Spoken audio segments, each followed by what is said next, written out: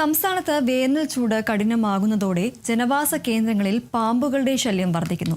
ചൂടിൽ നിന്ന് രക്ഷ നേടാൻ പാമ്പുകൾ വീടിനുള്ളിലേക്ക് കയറാൻ സാധ്യതയുള്ളതിനാൽ പൊതുജനങ്ങൾ അതീവ ജാഗ്രത പാലിക്കണമെന്ന് മുന്നറിയിപ്പുമായി വനംവകുപ്പ്. വേനൽ കടുക്കുന്നതോടെ തണുപ്പ് തേടി പാമ്പുകൾ വീടുകളിലേക്ക് എത്തുന്നത് പതിവാകുന്നു. ശരീര താപനില ക്രമീകരിക്കാനായി തണുപ്പുള്ളിടങ്ങൾ തേടിയാണ് ഇവ എത്തുന്നതെന്ന് നിലമ്പൂർ സൗത്ത് RRT അംഗം KK മണികണ്ഠകുമാർ പറഞ്ഞു. ഇക്കാര്യത്തിൽ അതീവ ജാഗ്രത പുലർത്തേണ്ടത് അത്യാവശ്യമാണെന്നും മണികണ്ഠകുമാർ പറഞ്ഞു.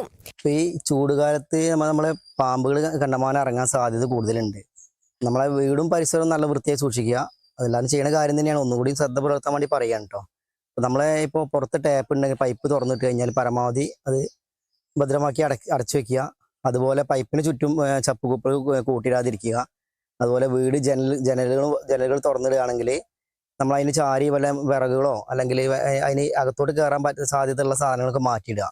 കുട്ടികൾ ഉപയോഗിക്കുന്ന ഷൂകൾ പുറത്ത് കൂട്ടിയിടുകയാണെങ്കിൽ നമ്മൾ ഉപയോഗിക്കുമ്പോൾ തട്ടി നിർത്തിയിട്ട് നോക്കണം. ഞാൻ പറയുന്ന ഒരു 9 വർഷത്തെ എക്സ്പീരിയൻസ് വെച്ചാൽ പറയുന്നത്. കാരണം ഒരു 24 രാജവമ്പാല കുറേ ആയിരക്കണക്കിന് വിഷപ്പാമ്പുകൾ കൈകാര്യം ചെയ്ത ആളാവുന്നുണ്ട്. ഇതിലും അറിവുള്ള ആളുകൾ ഉണ്ടാവും കേട്ടോ. ഞാൻ എൻ്റെ അനുഭവം എൻ്റെ നാട്ടുകാർക്ക് ശ്രദ്ധ പുലർത്താൻ വേണ്ടി പറയുകയാണ്. ഇപ്പോൾ അടുത്ത് തൃശ്ശൂർ ഒരു കുട്ടി മരണപ്പെടാനുള്ള കാരണം ഇതുപോലെ ശ്രദ്ധയില്ലായ്മ തന്നെയാണ്. കാരണം വീടിനകത്ത് പാമ്പ് കയറുന്നത് നമ്മളായിട്ട് ശ്രദ്ധിക്കണം, പരമാവധി ശ്രദ്ധിക്കുക.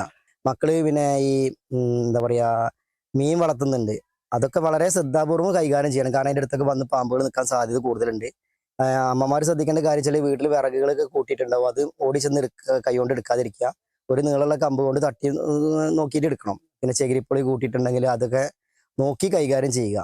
ചൂടുകാലം പാമ്പുകളുടെ പ്രജനന സമയം കൂടിയായതിനാൽ മുട്ട വിരിഞ്ഞിറങ്ങുന്ന കുഞ്ഞുങ്ങളെ ഈ സമയത്ത് കൂടുതലായി കാണാൻ സാധിക്കും. വലിപ്പത്തിൽ ചെറുതാണെങ്കിലും മാരക വിഷമുള്ള മൂർക്കൻ, വെള്ളിക്കെട്ടൻ, അണലി എന്നിവയുടെ കുഞ്ഞുങ്ങളെയാണ് കൂടുതലായി കണ്ടുവരുന്നത്.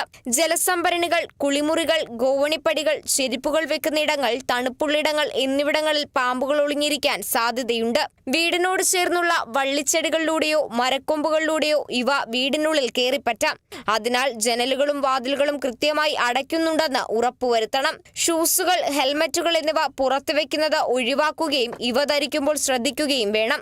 കഴിഞ്ഞ വർഷം സംസ്ഥാനത്ത് പാമ്പുകടിയേറ്റ് 16 പേരാണ് മരിച്ചതെങ്കിൽ 2024-25 കാലയളവിൽ ഈ സംഖ്യ 34 ഉയർന്നു. ഈ വർഷം തൃശൂരിൽ 8 വയസ്സുകാരൻ പാമ്പുകടിയേറ്റ് മരിച്ചത് വലിയ നടുക്കമാണ് ഉണ്ടാക്കിയത്. എന്നാൽ അപകടങ്ങൾ കുറയ്ക്കാൻ വനംവകുപ്പിന്റെ സർപ്പ മൊബൈൽ ആപ്പ് വലിയ സഹായകമാകുന്നുണ്ട്. നിലവിൽ 1600 അംഗീകൃത പാമ്പുപിടുത്തക്കാർ വനംവകുപ്പിന് കീഴിൽ പ്രവർത്തിക്കുന്നു. ജില്ലയിൽ മാത്രം 250 വോളണ്ടിയർമാരുടെ സേവനം ലഭ്യമാണ്. നിസ്സാരമെന്ന് കരുതുന്ന ഒരു അശ്രദ്ധ വലിയ അപകടങ്ങളിലേക്ക് നയിച്ചേക്കാം. വനംവകുപ്പ് നൽകുന്ന നിർദ്ദേശങ്ങൾ കർശനമായി പാലിക്കുക വഴി നമുക്ക് ഈ വേനൽക്കാലത്തെ അപകടരഹിതമാക്കാം. Kerala vision news, Malappuram.